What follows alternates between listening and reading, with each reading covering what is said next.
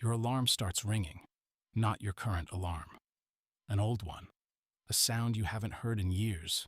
You open your eyes. The ceiling above you is different. Posters cover the walls. Old clothes are scattered across the floor. A cracked television sits in the corner. You recognize this room. But that's impossible. You haven't slept here in 10 years. You grab the phone beside your bed.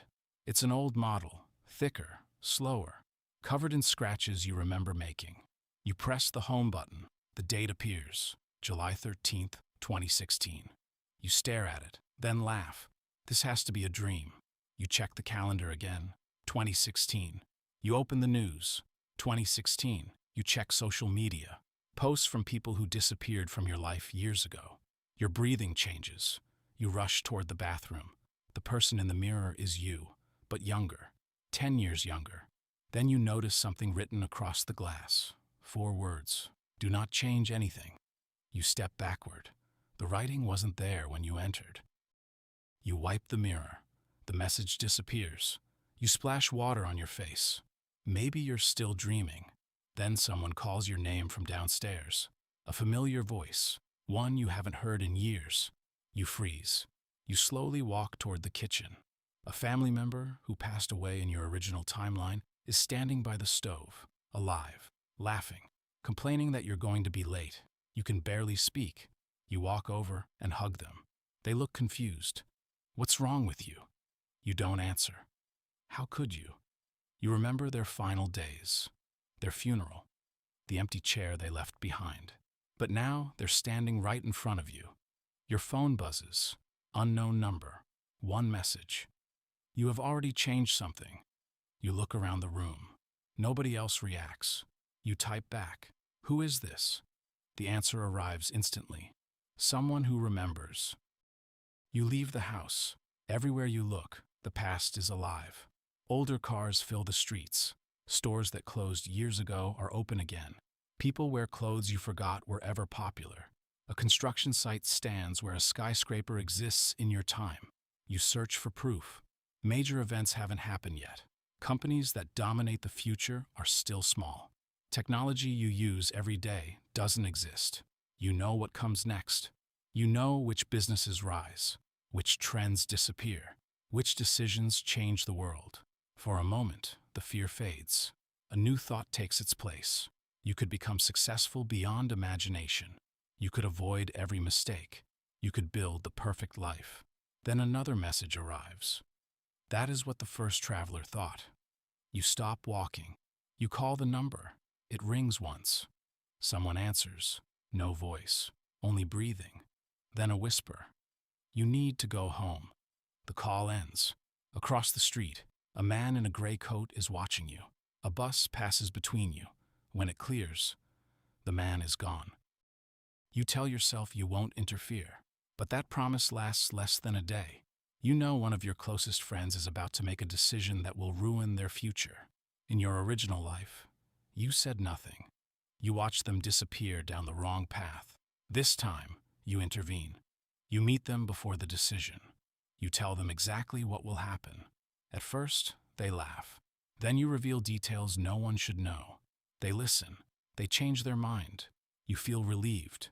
For the first time, the future has improved. Then your phone vibrates. A photograph appears. It shows you and that same friend standing together 10 years later. But as you watch, your friend slowly fades out of the picture. The background changes. Your clothes change. Your face changes. A new message appears beneath it. Every person you save removes someone else. You stare at the screen.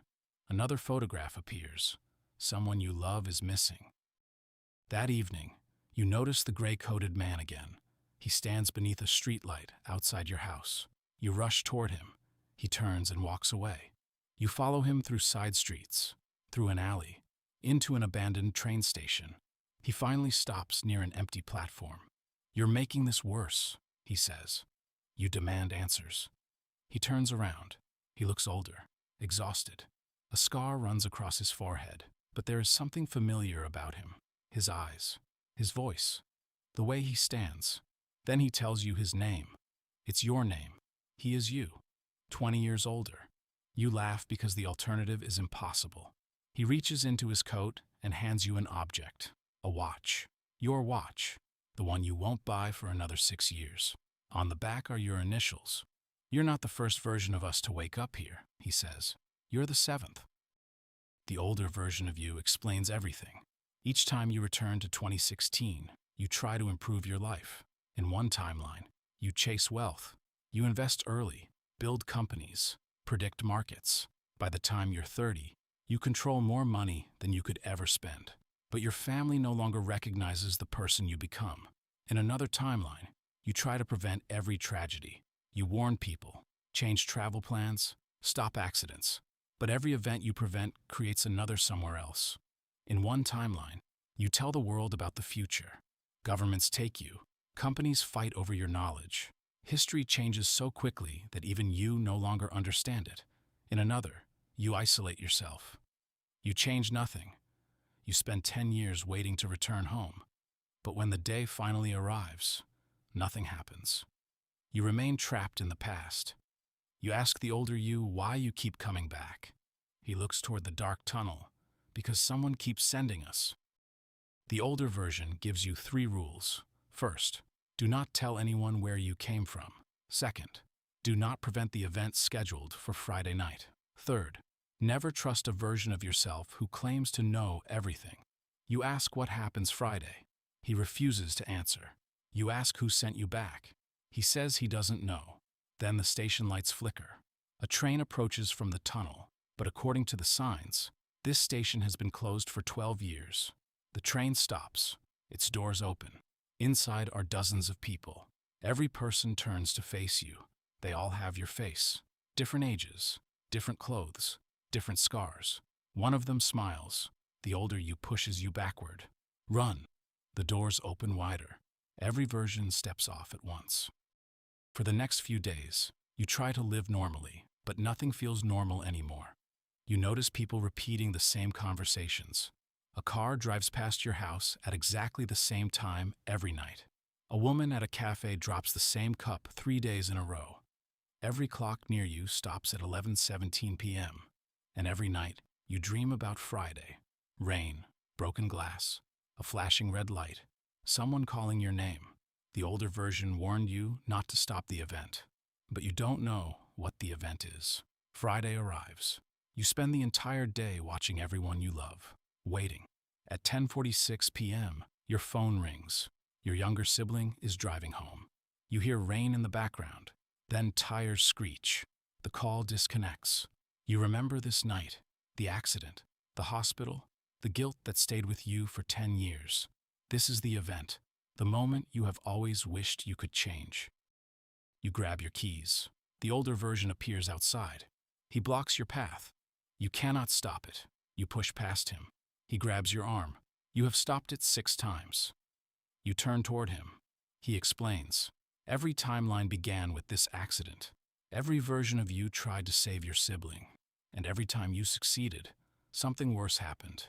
In one timeline, another vehicle struck a school bus. In another, your family member survived but never walked again. In another, you reached the road too early and died instead. The timeline keeps correcting itself. The accident is an anchor, a fixed moment. You refuse to accept it. There has to be another way. The older you lowers his voice. There is.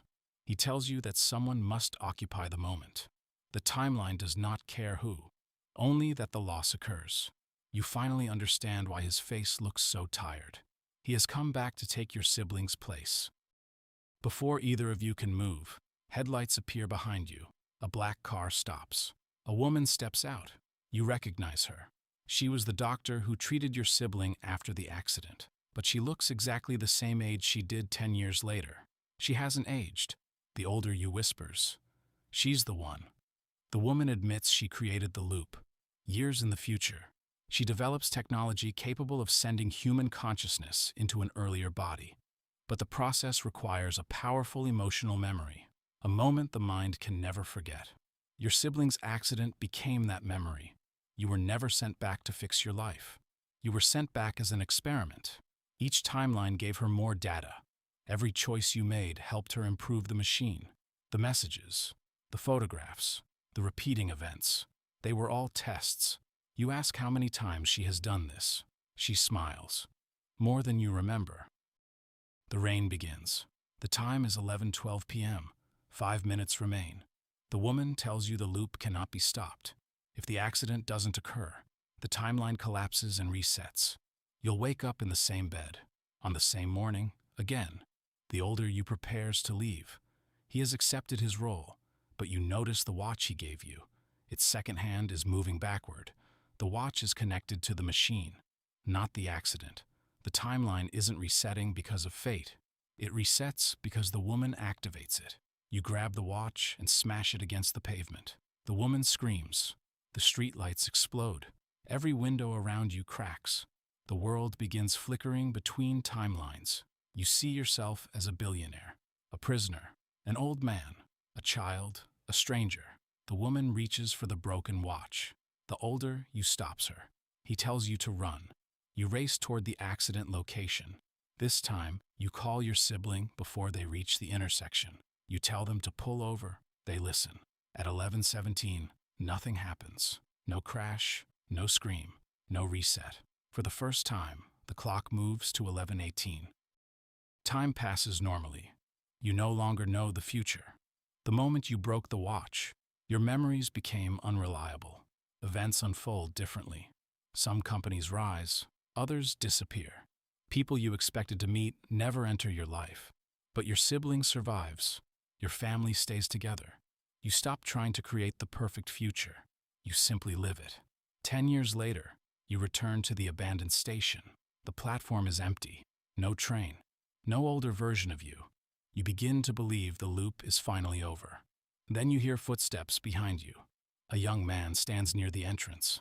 He looks terrified, confused. He holds an old phone in his hand. He asks you what year it is. You answer.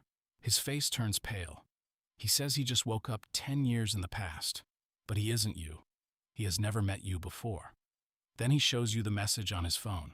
Do not change anything. You slowly look down at your wrist.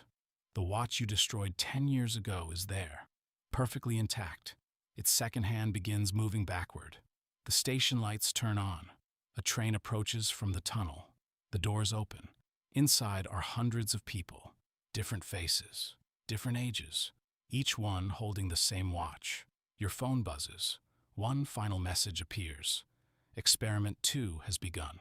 The doors close. The screen cuts to black.